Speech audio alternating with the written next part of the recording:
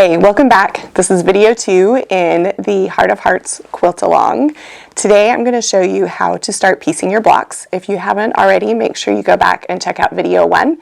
And also make sure that you have your pattern close by. If you don't have your pattern yet, be sure to check out the description of the video for the links to where to find the pattern.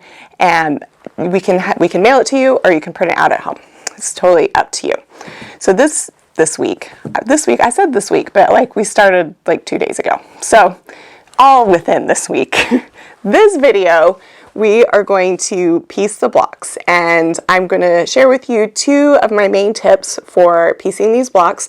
One is how I like to chain piece because we're sewing lots of the same blocks over and over again.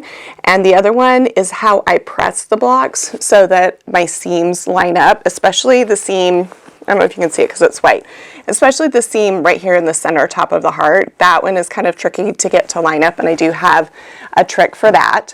So let's go ahead and switch over to the sewing machine and cutting mat cameras so that I can give you a good detailed view of what I'm working on. All right, we're ready to start sewing. If you're following along on the pattern, I'm going to go over what we consider the stitch and flip method. And we're just going to follow the pattern step by step, starting on page 2. So you have your stack of fabric that we cut the other day. You've got left side and right side. It's important you keep these separate, otherwise your heart will not go together the correct way. So I am going to show you guys using the left side. So I'm going to put my right side pieces away. All right. I've got a stack of 2.5 inch squares, stack of 1.5 inch squares. We're going to start with the 1.5 inch squares. What you want to do is mark a diagonal line across the square. There's another way to do this if you don't want to mark all these squares, which I will show you on my sewing machine. Okay, you're going to mark all your squares, or do the thing I'm going to show you. Take one of your pieces. If there's an up and a down, you're going to want it at the top, and you're just going to lay this across here, and you're going to sew on the line that you drew. And you're going to do that for all of your left side fabric pieces. I'm going to chain piece mine, and I will show you on my sewing machine how I chain piece them. All right, I'm going to show you how to sew the left side of these hearts. Here I have one of them sewn. This one I had marked the line, and I stitched right on the line, you can see. I'm going to set that aside because I'm going to show you another way to do this. This is diagonal seam tape from Allison at Cluck Cluck Sew. Looks like, okay, that's threaded correctly. What this does is it makes it so you don't have to mark your lines. But if you're brand new, I definitely recommend marking your lines. So I'm going to line up my square there. Hopefully you can see this without my hands being in the way. And all I have to do, so I know to start sewing at this top corner, and then I need to make it, what I need to do is as I sew, I need to keep this bottom corner of this square on the red line.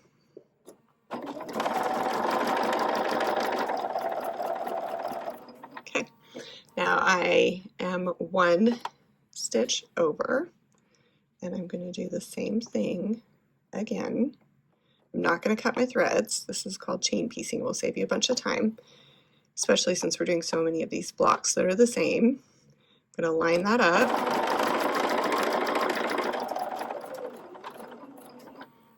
And sew that. I'm going to do the same thing again.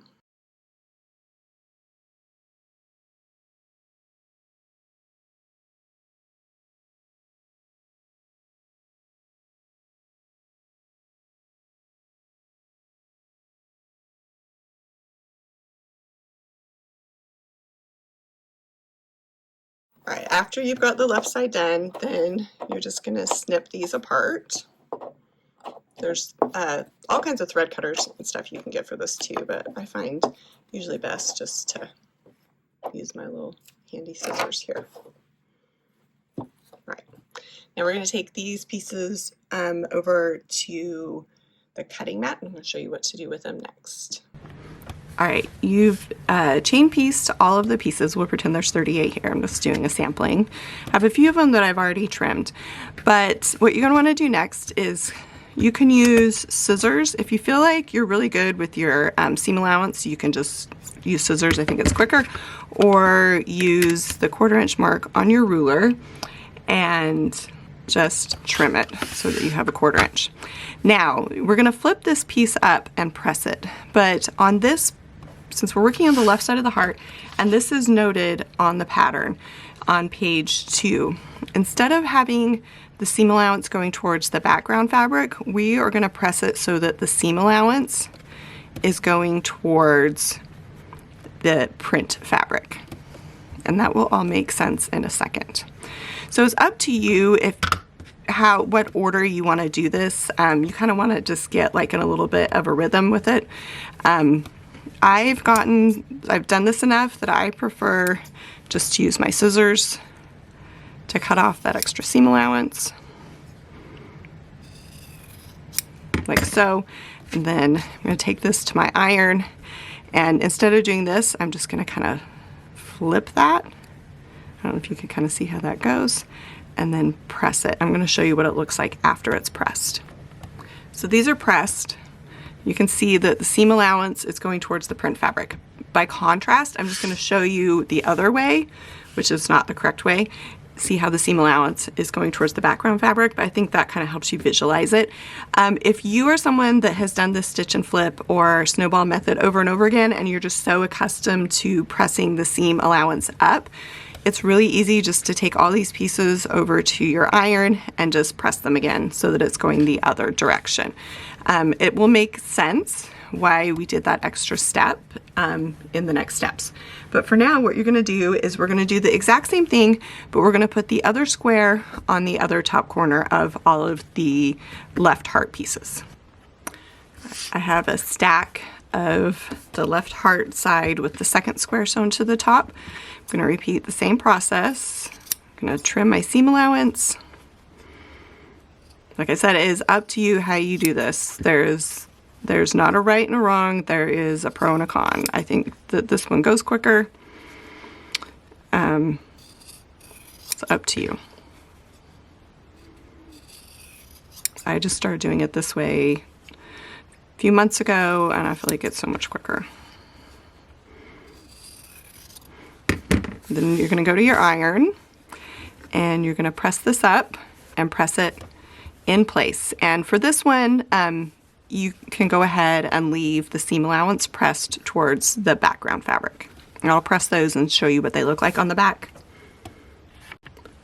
So these are pressed, and this is what it looks like on the back. See if I can get that to focus. So you can see what it looks like with the seam allowances going the opposite directions. Now we are ready to move on to the next part, which is the bottom of the heart, which we use the larger squares of fabric. So we're just gonna line this up along here, and since we're making the left side of the heart, we're gonna sew from here to here going this direction. This is very important that you note, otherwise, because you need an even number of left side hearts and right side hearts. So using the same chain piecing method, stitch the larger squares to the bottom with the seam allowance going this direction. I've sewn that bottom corner, trimmed it, and pressed it. That's what it looks like on the back. Make sure on, like I said before, on the pattern you note, it tells you which direction to press your seams. So this one, it tells me to press it that direction. So these are my left side hearts. Now I need to do the same thing to my right side hearts. The only thing that's different for the right side hearts is the direction of the triangles and the direction that you press some of the fabrics. But if you look at the pattern and follow the directions, then you can make sure that you get all of your seams going the correct direction. So I'm gonna go ahead and piece a few more of those, and then I'll show you how these blocks come together. All right, you should now have 38 rights and 38 lefts for your heart units. Everything's pressed according to the directions in the pattern. You're gonna match them up. For this step, I recommend you do not overthink this. You might be here all day trying to match up prints. The only thing that I did on mine is I just made sure that I didn't use the same print twice. So you've got a left side piece and a right side piece, and you'll notice that the seam allowances are pressed in different directions on these pieces, and this is why. It will make sense in a moment. I'm going to place these two pieces right sides facing, and I'm going to use a pin.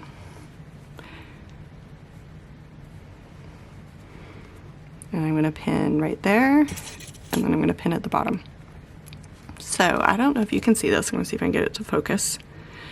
Since you have pressed your seams in different directions, you are able to nest your seams, which means as you sew this, it's going to kind of lock that seam in together, and it's going to help you get a much more accurate point on the end and the center of these hearts. So you want to take a moment, and I do use pins, pin all 38 pieces, double check your seam allowances, and then we're going to take it to the machine and sew it. All right, back at my machine, and I am ready to sew these hearts together. I've got my stack of hearts here that are pinned. I know where my 1/4 inch mark is on my sewing machine because of my tape. If you don't use the tape, double check where it is on your machine. You might need to use a seam guide. And I'm just going to line this up. Then I pull out the pin, and then I use the pin to keep the fabric flat as it goes under the presser foot.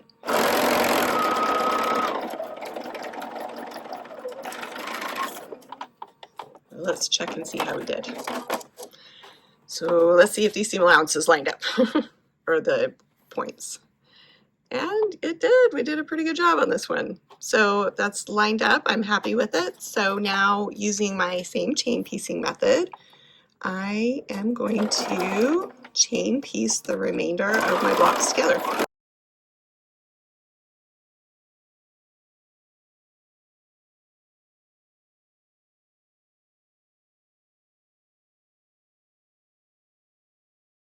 So keep doing that until you have all of your hearts pieced together. For the quilt along, I have a schedule to give you guys a week to get all of those pieces done. And then I'll check in with you with a short video next week about assembling. Don't worry if you don't get them all done in a week. The video is not going anywhere.